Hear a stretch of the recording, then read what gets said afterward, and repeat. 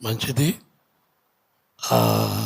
గత రాత్రి ఒక మీటింగ్లో వాక్యం చెప్పేటప్పుడు వాక్యం చెప్పి ముగించాను. అందరి ప్రార్థనలు చేసేటప్పుడు ఎందుకో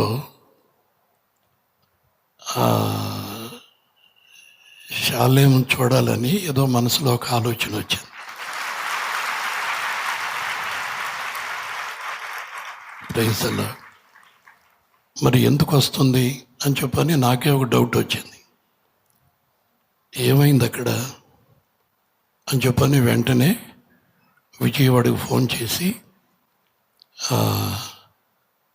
మందిరంలో ఏమైనా కార్యక్రమాలు ఉన్నాయా అని అడిగి, ఉపవాస ప్రార్థనలు జరుగుతున్నాయి అని చెప్పనన్నా. ఈ ఉపవాస ప్రార్థనలో దేవుడు నాకు ఇచ్చిన ప్రేరేపణ, సేవకుణ్ణి చూడాలి. నేను మామూలుగా పెద్ద మీటింగ్స్కి వస్తా మీ మధ్యలోకి, అప్పుడు నన్ను పిలుస్తారు. ఈ సంవత్సరం కూడా వస్తానని చెప్పని మీకు చెప్పా. కానీ ఈ మీటింగ్స్కి వస్తానని చెప్పని నాకు కూడా తెలియదు. నాకెందుకో పరిశుద్ధ ఆత్మదేవుడు సేవకుని చూడాల,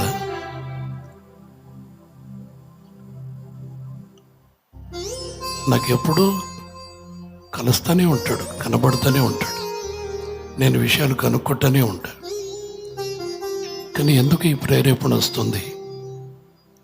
మీకు ఏ విధంగా యేసయ్య సేవకుని మాటలు వినాలి, సేవకుని ముఖాన్ని చూడాలి, యేసయ్యని కనపరచాలి అన్నటువంటి ఆ ఆలోచన మీ మనసుల్లో కలిగించి ఇంతమందిని ఇక్కడికి తీసుకుని వచ్చాడు.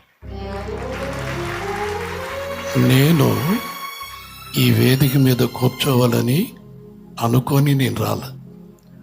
అప్పటికప్పటికే ఆ టీంనంతా మందిరానికి పంపించేసి నేరుగా బస్టాండ్కి వచ్చా. బస్ ఎక్కలేను, అయినా కానీ బస్టాండ్కి వచ్చా. బస్టాండ్కి వచ్చి బస్టాండ్లో కూర్చొని విజయవాడకు వెళ్ళే బస్సులు చూస్తున్నా. మళ్ళీ ఒక చిన్న ఆలోచన, నాకెప్పుడు ఒక ట్యాక్సీ వస్తుంటుంది, వాళ్ళకి ఫోన్ చేశా. రాత్రి 12 అయిపోయింది, కారు ఉందా మన దగ్గర అని. ఉందయ్య గారు. సరే, నేను బస్టాండ్లో కూర్చోన్నాను. వెంటనే బస్టాండ్కి వచ్చి నన్ను పికప్ చేసుకొని నన్ను చిలకలూరుపేటకి డ్రాప్ చేయాలి. నేను బస్ కోసం కూర్చోనున్నా. యేసయ్యేమో నీ కారు పంపిస్తానరా అన్నాడు. కారు డ్రైవర్ నన్ను అడిగాడు, అయ్యా ఈ రాత్రి మీరంత సడన్గా ఏంటి అని చెప్పనంటే, అక్కడ నా సహోదరుడు ఉన్నాడు, తర్వాత నా మనవాళ్ళు ఉన్నారు, అక్కడ నాకు ఒక కుటుంబం ఉంది, నేను ఒంటరి వాణ్ణి కాదు, దేవుని బిడ్డల్ని చూడాలా, అందుకని బయలుదేరుతాను. ఎక్కడ ఆగకుండా తీసుకుని వచ్చి ఇక్కడ నన్ను వదిలిపెట్టి కారు వెళ్ళిపోయింది. ఎప్పుడెప్పుడు చూద్దామా అనుకున్నా, కానీ తెల్లవారిపోయింది కదా. ఈ విధంగా మీతో పాటు నేను కూడా సేవకుడిని చూడగలిగాను. హల్లెలూయా, హల్లెలూయా. నీ ప్రేమే నన్ను ఆదరించేను,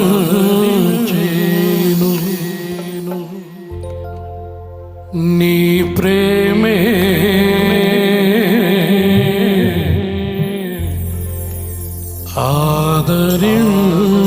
ఆదరించేను. సమయోచితమైన నీ కృపయే దాచి కాపాడెను. కాపాడెను నీ కృపయే దాచి కాపాడెను. ఇది పాడుకుంటూ వచ్చా. ఎందుకో తెలుసా, నేను చూసేటప్పుడు సంతోషంగా సేవకుడు కనబడాలి. గుండెల్లో అగ్ని పర్వతాలు మండొచ్చు, కానీ ముఖంలో మీ అందరినీ ఆశీర్వదించే చిరునవ్వు కనబడాలి. నన్ను ఇంతవరకు దాచిన ఆయన కృప, ఇంతవరకు ఈ స్థితిలో నన్ను నిలబెట్టిన దేవుని ప్రేమ, నా సేవకుణ్ణి, ఆయన కుటుంబాన్ని, ఇంత పెద్ద సంఘం, దేవుని కుటుంబాన్ని కాపాడాలి. సేవకుని క్షేమాన్ని చూడాలి అని అనుకున్నాను. అదే విధంగా చూడగలిగాను.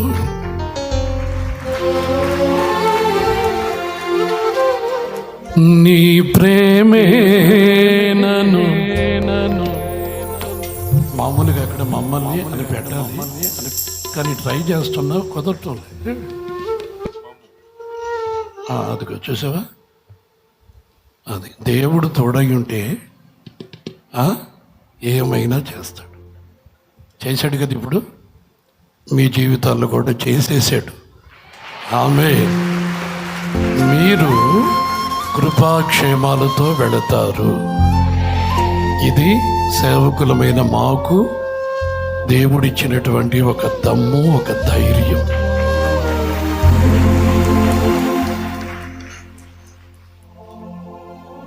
ఈ సంవత్సరం వాగ్దానం నేను ఇక్కడ కూర్చున్న వెంటనే సేవకుని ద్వారా నాతో మాట్లాడాడు.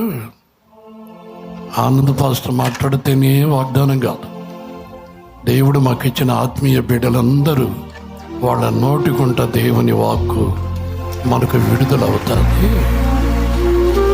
మీ కొరకు ప్రార్థించుటకు ఇచ్చినటువంటి లేవీల గుంపిది.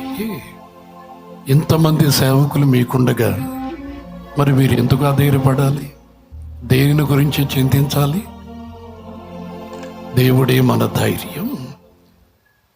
వేసుకున్నటువంటి బట్టలతో వచ్చా, మీటింగ్కి వెళ్ళాను కదా, ఆ బట్టలతోనే ప్రయాణం చేశా. ఇక్కడికి వచ్చే లోపల ఏడి నా మనోడేడి, రాత్రికి రాత్రే బట్టలు కుట్టించాడు.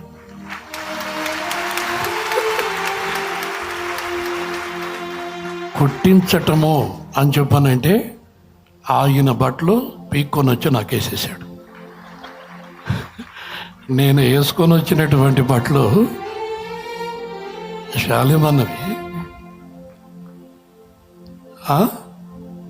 మా ఇద్దరికి సరిపోతాయి, కానీ మీకు సరిపోవు. మీకు రక్షణ వస్త్రము అని కప్పాడు, కృపావస్త్రాన్ని కప్పాడు. నేను వచ్చిన తర్వాత నాకు అలవాటే, ఒక్క జత వారం రోజులు వాడతా మీటింగ్లో.